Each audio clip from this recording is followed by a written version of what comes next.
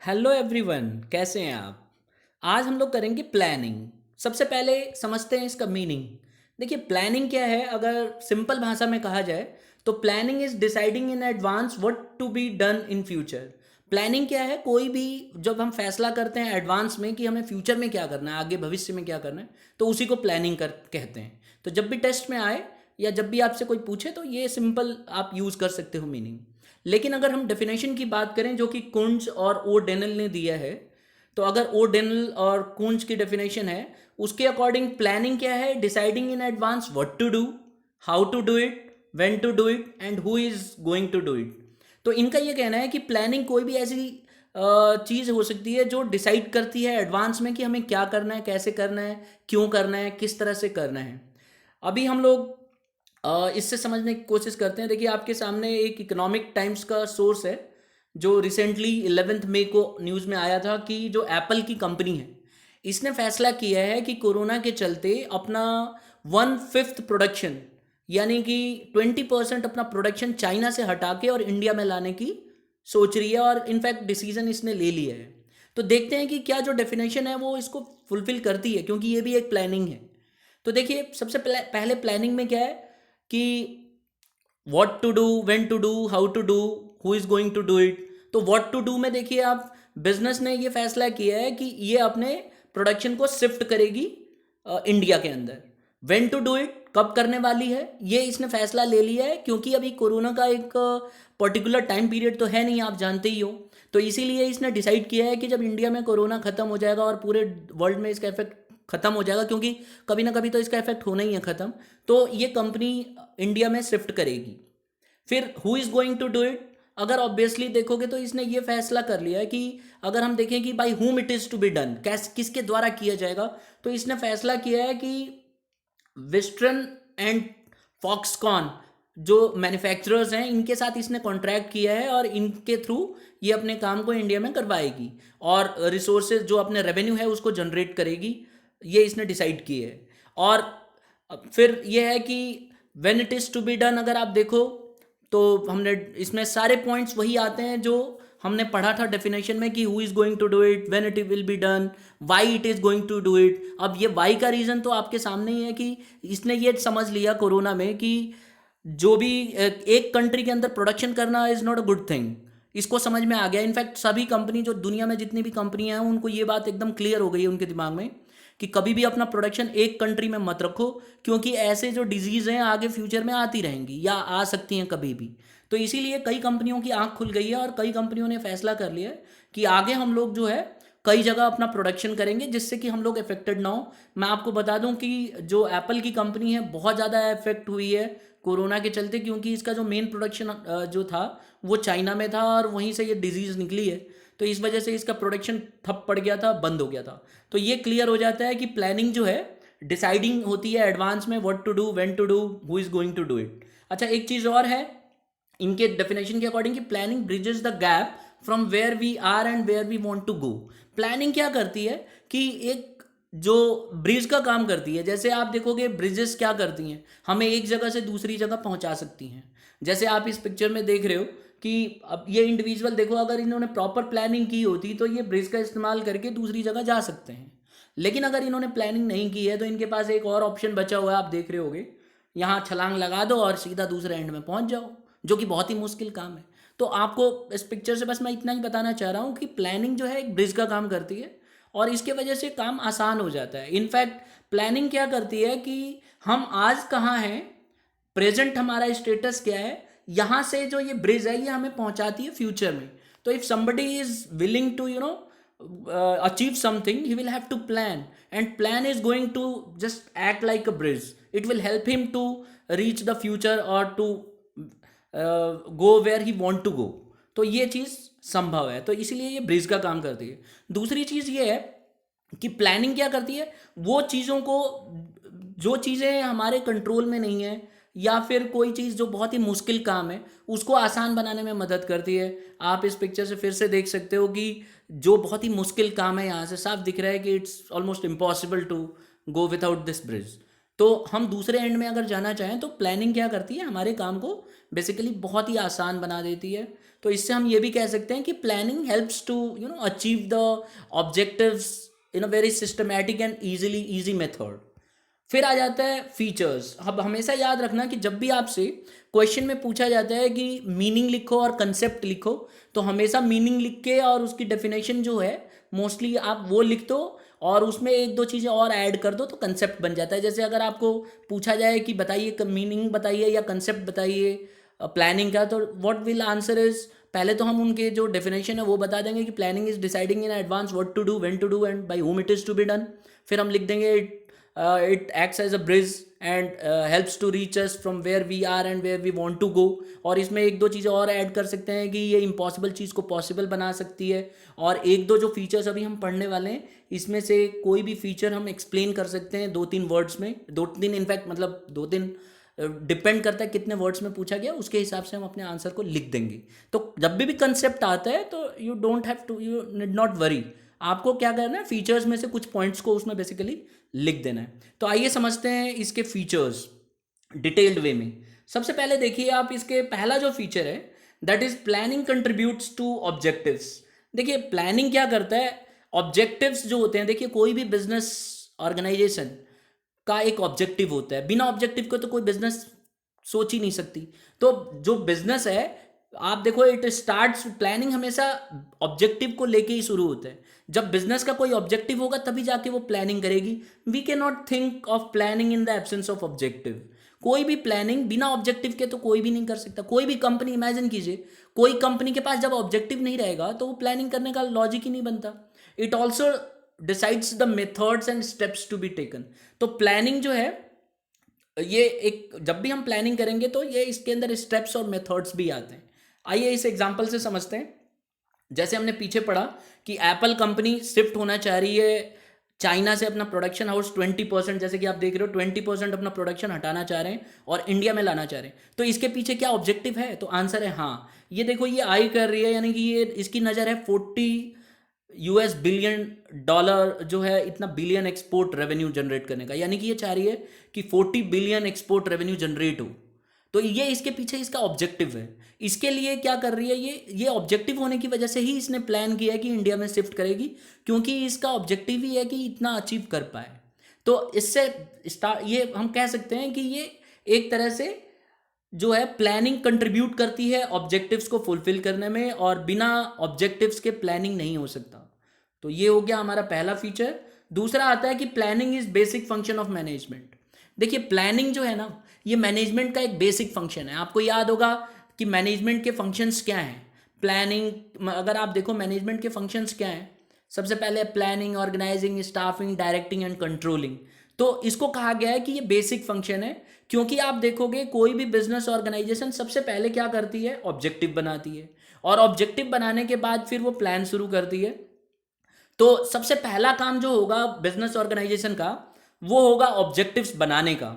और जैसे ही ऑब्जेक्टिव्स बन जाएंगे तो वो क्या करेगी, अपना बेसिक फंक्शन पूरा करेगी जो कि है प्लानिंग। तो आप देख सकते हैं सबसे पहले आप देखो जो मैनेजमेंट के फंक्शंस हैं हमने डिस्कस कर लिया कि प्लानिंग है, organising, staffing, directing and controlling. तो कोई भी बिजनेस ऑर्गेनाइजेशन जब भी प्लानिंग करेगी तो उसको सबसे पहले जो काम करेगी वो प्लानिंग का करेगी। इसीलिए इसको बेसिक ऑब्जेक्टिव कहा जाता है कि प्लानिंग जो है ये बेसिक ऑब्जेक्टिव है किसका, मैनेजमेंट फंक्शन का। दूसरा आ जाता है नेक्स्ट जो हमारा आएगा characteristic, that is pervasive. Pervasive हम पहले भी पढ़ चुके हैं। परवेसिव का मतलब होता है एप्लीकेबल एवरीवेयर। तो क्या प्लानिंग हर जगह एप्लीकेबल है, तो आंसर है हाँ, ये हर जगह एप्लीकेबल है। अगर हम टॉप लेवल मैनेजमेंट की बात करें, मिडिल की बात करें, लोअर की बात करें, तो जो आप देखोगे planning is applicable everywhere. Okay, and in fact in all types of management, आप देखोगे मैनेजमेंट किसी भी तरह का हो, हर जगह प्लानिंग रहता है। आप देखिए इस डायग्राम से आप समझ सकते हो कि ये जो आप देख रहे हो ये मैनेजरियल लेवल है। तो मैनेजरियल लेवल में हर जगह प्लानिंग की ज़रूरत होती है, ये हमने पढ़ लिया है। आप टॉप लेवल में रहोगे तब भी प्लान करना पड़ता है, मिडिल लेवल को भी प्लान करना पड़ता है, इनफैक्ट लोअर लेवल को भी प्लान करना पड़ता है। नॉन मैनेजरियल लेवल तो खैर प्लानिंग का काम नहीं करते, हम आगे डिस्कस करेंगे क्यों। लेकिन प्लानिंग की खास बात क्या है कि जितने भी मैनेजरियल लेवल्स हैं इन सबको इन सब में एप्लीकेबल होता है प्लानिंग, चाहे वो टॉप लेवल हो, मिडिल लेवल हो और लोअर लेवल हो। और आप देखो कि हर तरह के ऑर्गेनाइजेशन में प्लानिंग होती है। अब जैसे गवर्नमेंट ऑफ इंडिया को देख लो, तो गवर्नमेंट ऑफ इंडिया भी प्लानिंग कर रही है। अभी खास करके आपने प्लानिंग देखा कि अभी जो ये डिजीज़ आई हुई है कोरोना, इससे बचने के लिए कितनी गवर्नमेंट प्लान कर रही है, क्या क्या तरीके अपना रही है। तो हर जगह प्लानिंग होता है। नेक्स्ट आता है चौथा फीचर, यानी कि चौथा कैरेक्टरिस्टिक, क्या प्लानिंग फ्यूचरिस्टिक है? ये बताया गया कि फॉरवर्ड लुकिंग होती है प्लान। तो आंसर है हाँ। जो प्लानिंग होती है ना, आप हमेशा देखोगे प्लानिंग जो है फ्यूचरिस्टिक होती है। हमेशा जब भी हम प्लान करते हैं, हम फ्यूचर को ध्यान में रख के करते हैं, कभी भी प्लानिंग पास्ट को ध्यान में रख के नहीं की जाती। मैनेजर्स कोई भी चीज़ को जब प्लान करते हैं, तो हमेशा वो फ्यूचर को प्रेडिक्शन, वो फ्यूचर में देखते हैं कि फ्यूचर में क्या होने वाला है और उसके हिसाब से वो प्लानिंग करते हैं। तो पास्ट में जो उन्होंने एक्सपीरियंसेस गेन किए होते हैं ना, उन एक्सपीरियंसेस के बेसिस पे प्लानिंग की जाती है। तो आप देखोगे कि प्लानिंग की खास बात यही है कि ये हमेशा फॉरवर्ड लुकिंग है। आप इससे भी समझ सकते हो, ये आपके सामने बहुत सारे लोगोज हैं बड़ी बड़ी कंपनियों के, मल्टीनेशनल कंपनीज, और आप फैमिलियर हैं इन सब कंपनियों से, मैक्सिमम इस आप जानते हो। अब जैसे एक एग्जांपल हम ले सकते हैं, जैसे ड्रॉप बॉक्स देख रहे हो, अमेजन देख रहे हो। तो अब आप ये देखिए, यहाँ पे लोगों में आप ध्यान से देख रहे हो, ए से लेके जेड तक का एरो है। तो ये एरो जब भी बनाया गया लोगो, तो इसके पीछे लॉजिक तो यही था कि इसके पीछे लॉजिक क्या था कि इस कंपनी ने पहले ही तय कर लिया था कि ए से लेके और जेड तक जो भी सामान होगा, चाहे कोई भी सामान हो जो ए से जेड तक की स्पेलिंग में आता है, वो हर तरह के सामान को हम लोग एक जगह से दूसरी जगह भेजने में मदद करेंगे। तो ये देखिए, इसके पीछे इसका फ्यूचरिस्टिक दिखता है कि ये हमेशा प्लानिंग फ्यूचर को लेके करती है। इसी तरह से ड्रॉप बॉक्स भी आप यूज़ करते होंगे। ये आप देखो, गूगल को सपोर्ट करता है, और इसमें क्या है कि इसने पहले ही देख लिया था कि आगे चल के बहुत सारा टेक्नोलॉजी आएगी, तो इससे लोग बहुत सारे चीज़ों को डाउनलोड करेंगे और इन्फॉर्मेशन कलेक्ट करेंगे। तो उनके पास हो सकता है स्पेस ना रहे, तो इसने अलग से कुछ स्पेस दे दिया है, जिसमें हम लोग, आप देखोगे कोई भी सॉन्ग्स या किसी भी तरह की पीडीएफ या इन्फॉर्मेशन, कोई भी आप जो रखना चाहते हो, वीडियोज़ या कुछ भी समथिंग लाइक दैट, आप यहाँ पे स्टोर करके रख सकते हो। तो ये इसकी खास बात है कि ये जितने भी आप देखोगे प्लानिंग में, ये चीज़ें पहले से ही एडवांस में डिसाइड कर ली जाती हैं। तो इसीलिए इसको हम कहते हैं कि फॉरवर्ड लुकिंग है। कभी भी प्लानिंग देखोगे, फॉरवर्ड लुकिंग आपको मिलेगा, आगे की सोच के चलते हैं।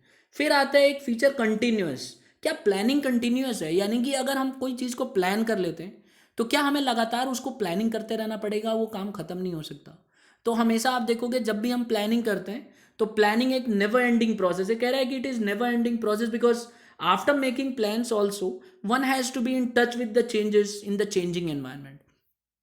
जब भी आप कोई प्लान बनाते हो, तो आप चेंजिंग एनवायरनमेंट में आपको बदलते रहना पड़ता है सिचुएशन देख के। अभी आप देखोगे गवर्नमेंट इतनी सारी प्लान कर रही है। जब कोरोना वायरस आया, तो गवर्नमेंट ने प्लान किया कि जो है जिन लोगों को प्रॉब्लम हो रही है उनको हम क्वारंटीन करेंगे और अलग से रखेंगे, और उनके जो कॉन्टैक्ट ट्रेसिंग करेंगे।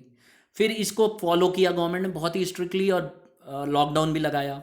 फिर गवर्नमेंट ने देखा कि धीरे धीरे और बढ़ता जा रहा है, बढ़ता जा रहा है। और इसके गवर्नमेंट को ये था कि पहले प्लानिंग ये थी गवर्नमेंट की कि इसको डिले किया जाए सबसे पहले तो, कि जिससे कि हमारे पास टाइम मिल जाए, हम हॉस्पिटल्स में सुधार कर सकें और हम बहुत सारी ऐसी इक्विपमेंट्स ला सकें, और हो सकता है कि जब तक वैक्सीन भी तैयार हो जाए। लेकिन अभी आज जब मैं वीडियो बना रहा हूँ, तो गवर्नमेंट ने एक दो दिन पहले ही लॉकडाउन को हटा दिया है, और इसमें बहुत ज़्यादा ढील दे दी है। क्यों दे दी है? क्योंकि गवर्नमेंट को अब समझ में आ गया है कि वैक्सीन अब आने आने में 1 ईयर लग जाएगा, और जब तक इकोनॉमी डूब जाएगी, इसीलिए गवर्नमेंट मजबूर हो गई है। और गवर्नमेंट को अपने सिचुएशंस को, एनवायरनमेंट जो चेंजिंग एनवायरनमेंट आ रहा है, इसमें सिर्फ इंडिया ही नहीं, पूरी दुनिया में जितनी भी कंट्री हैं, कोरोना के केसेस बढ़ते जा रहे हैं, उसके बावजूद भी ढील दी जा रही है from government point of view. तो इसमें हमने देखा कि गवर्नमेंट जो है, प्लानिंग जो है ना, ये जो है एंडिंग प्रोसेस नहीं है। ये सिचुएशन के बदलते रहने से बार बार प्लान्स में चेंज होगा, और आप आगे भी देखोगे फ्यूचर में हम चेंजेस देखते रहेंगे एनवायरनमेंट के हिसाब से, कि किस तरह से हमें अडॉप्ट करना है, इक्विप करना है। तो planning is continuous process, it is never ending process. Once you have made any plan, it is not going to exist for a number of years. There will be some time where it will have to vanish and you will have to think about some new plan. तो ये खास बात होती है। इससे एक और चीज़ पता चलता है कि टाइम, जो प्लानिंग है, इस ये टाइम बाउंडेड होती है। एक पर्टिकुलर टाइम के बाद वो प्लानिंग में बदलाव लाना पड़ता है। फिर नेक्स्ट आता है प्लानिंग इन्वॉल्व्स डिसीजन मेकिंग। देखिए प्लानिंग की खास बात क्या है कि प्लानिंग के अंदर जो डिसीजन लेने पड़ते हैं, आप देखोगे planning function is needed only when different alternatives are available and when we have to select the most suitable one. और देखिए इसमें ये कहा गया है कि प्लानिंग जो है ना, ये हमेशा अल्टरनेटिव्स अवेलेबल होते हैं तभी ली जाती है। अगर अल्टरनेट अवेलेबल नहीं होंगे तो हम कोई भी चीज़ को प्लान नहीं कर सकते। अब आप ये देखिए, आपके सामने कुछ मैं साउथ कोरियन कंपनी दिखा रहा हूँ। ये बहुत ही इंपॉर्टेंट ब्रांड्स हैं और आप फेमिलियर भी हैं इनके बारे में। एलजी है, सैमसंग है और इस तरह से ये सब हैं।